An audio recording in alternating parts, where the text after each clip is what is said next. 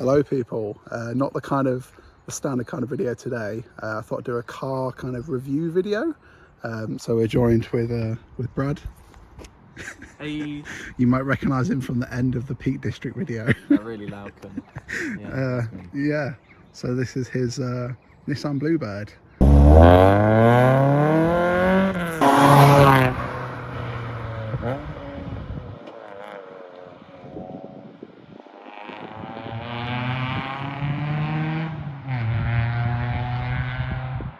You've done quite a lot to it recently in the past 2 weeks. Yeah. So how long have you had the car, Brad? I've had the car for about 2 years. Yeah. Around 2 years or so. It started off as a little 1.6. Yeah. It's your first car, wasn't it? Yeah. It's very, very cool. Yeah, it's I got it on 24,000 miles, which is kind of crazy. It's very low. Super low. Yeah. As you can tell, it's quite clean. Only sort of little bit of rot is the front arches. It's not structural, is it? And it's quite solid. He's done quite a fair bit to it. Like when you look at it like this, you might think it's a cool 90s car with some simple kind of modifications, but some wheels. Yeah, It is actually on lowering springs. You might not be able to tell. I dread to imagine how high. I dread to imagine how high it was originally. Very high. Yeah. But in the past few weeks, he's done something quite cool with it. So why don't you pop the hood? It's really unfortunate. I was going down a B road. Yeah. There was a Nissan Almera GTI came fucking straight into the front end of my car. Oh no! And did they kind of? I don't know what happened, did they make a love child? Yeah, it's quite. She's sizzling. I know, it's a brake booster. Oh. I think it is. I don't know. So yeah. So on the Peak District trip, this was the standard 1.6. Is it the what engine code was it? CA16S. So like single cam, similar sort of architecture to what's in the Micra, but obviously the sort of older version with a carb. Keybang King. It was the best. If I can, I'll insert a clip here.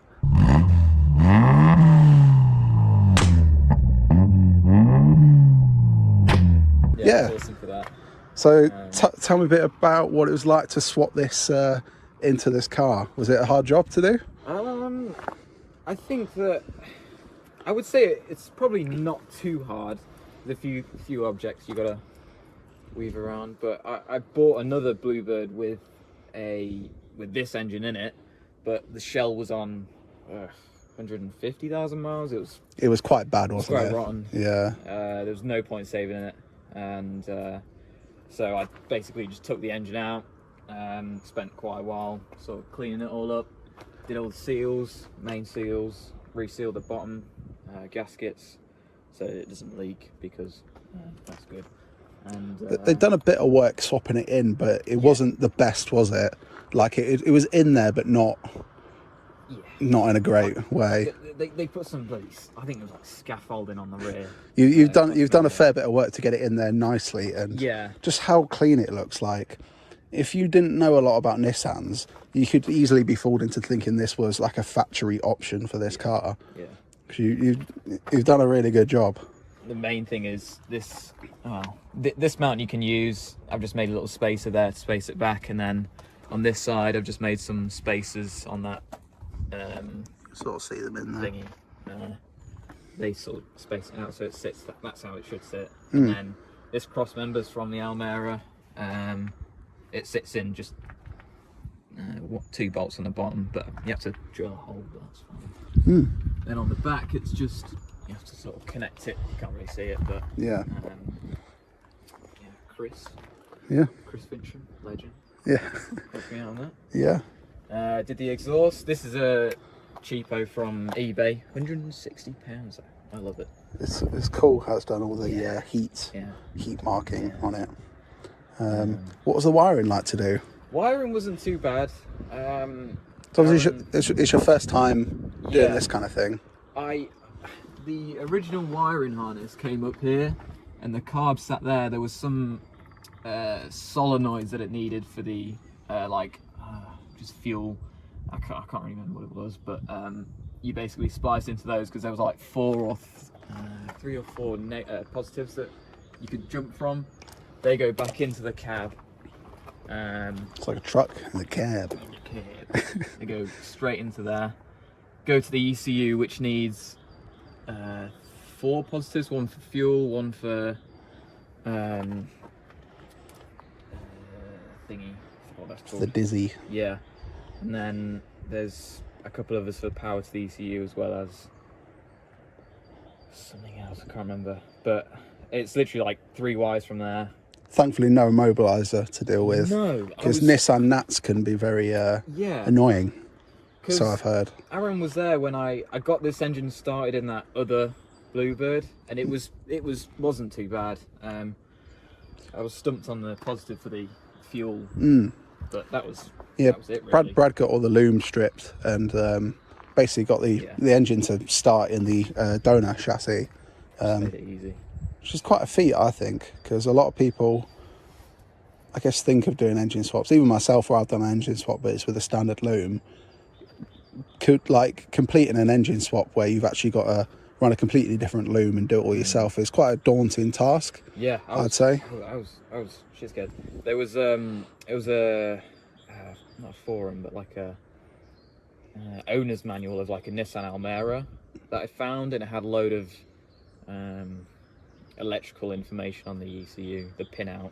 Oh, that just made it like Lego pretty much. Yeah, but I guess you just work wire by wire and yeah. Other things to note, probably drive shafts. That's one out of a Primera, and this one is a bit sketchy. We've had to sort of cut and shut to make it fit because the outer splines are different. Oh, did you actually shorten Almera. Slightly. Using inner off one and the outer off the other? Yeah. Oh, right, cool. Pretty much. Because this one's got a carrier bearing. Oh, yeah. The Bluebird didn't have one. That's always good, though, because it means you have sort of fairly equal length shafts each side, don't you? Yeah, exactly. I think what else was throttle cable. Oh, yeah. Extension piece, because the original one was quite short. Gizmo one there. Couldn't find a new one. Yeah. Yeah. If it does the job, then that's all you need, isn't it? Exactly. I made a little plate for the blanking plate for the Brad is machining expert. Oh yeah. Very nice little piece on there. The intakes, unfortunately, gaffer taped up at the moment simply because I'm moving the battery to the boot. Yeah. And then I'll be able to run a nice cold. Well, I don't know. Everybody says cold air intake, but it's not. It's just no, yeah. You could always run a feed to it or something from somewhere. Yeah, through the headlight. Yeah. Wow. Need a velocity stack out the headlight. Yeah. The fuel, I've just run basically an inline fuel pump off of eBay. It was like £30 straight out of the intake port on the. On the tank, yeah. Yeah, just runs nice high pressure fuel to it. I should probably get a fuel regulator, but. That's one thing I was wondering as well, because you see people with them on the aftermarket fuel pressure regulator, but if it runs on the pressure it supplies, then I guess you've still got your standard one on the fuel rail, haven't you? So yeah, there is like a pressure relief valve, so if it is too much, it will just send it back. Yeah.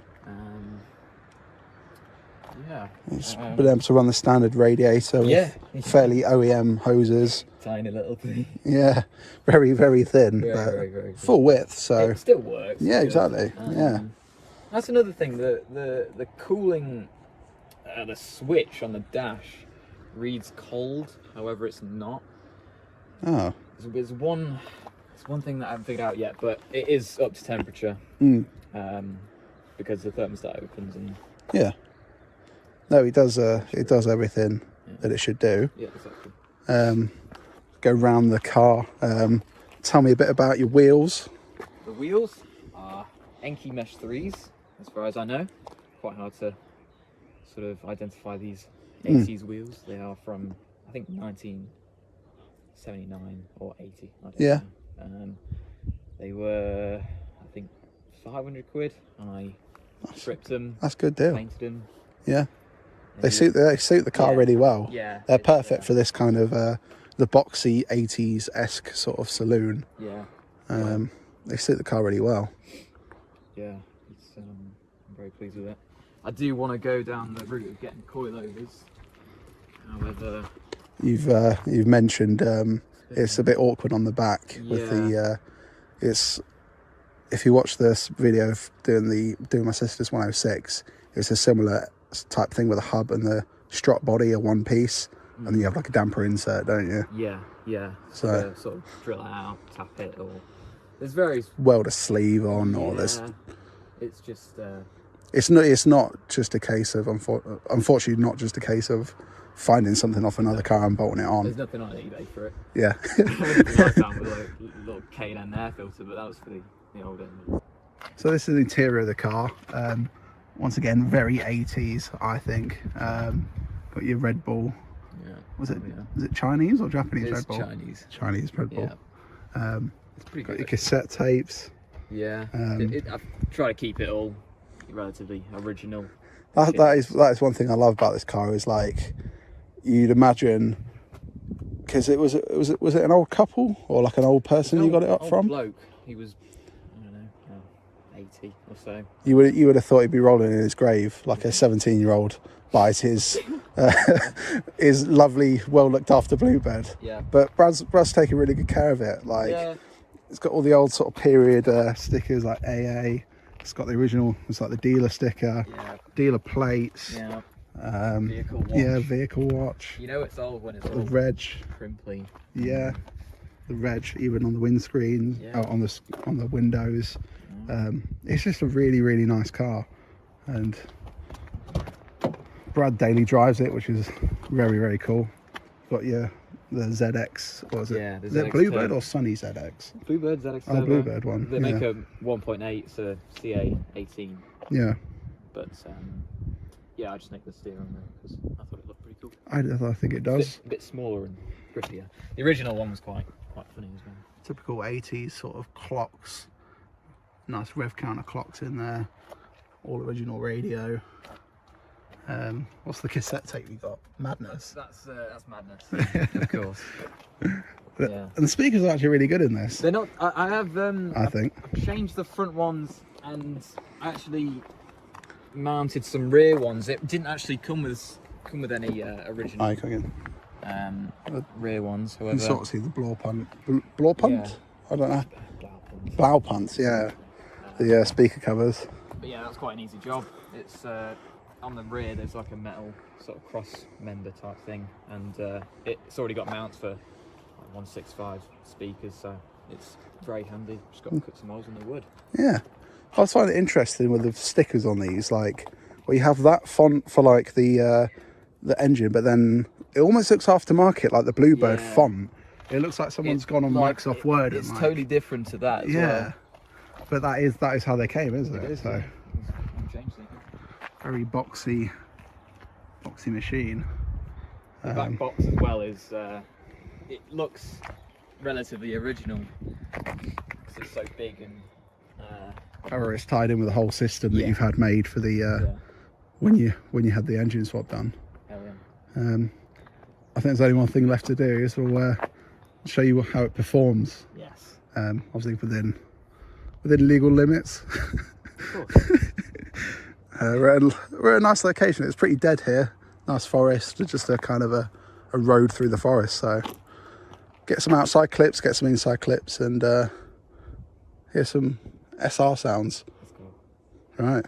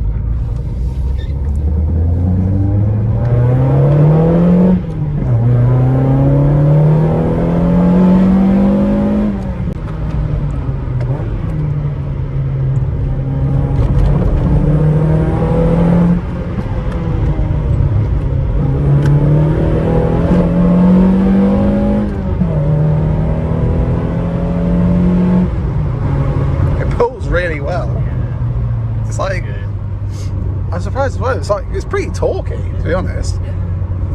Torque steer is crazy. I'm not used to it. I'm used to 83 horsepower. Yeah. So, no, it's really good. The rev margin's really good because of that lightweight flywheel too. Yeah, we didn't mention that. You got a lightweight flywheel in it as well. No. Helps it rev a bit happier as well. Yeah, it's very, very good.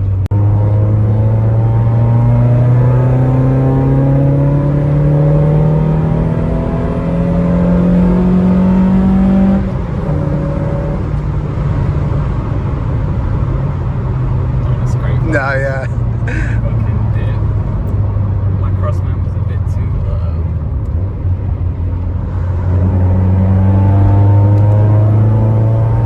Yeah, even from low down, it picks up really well.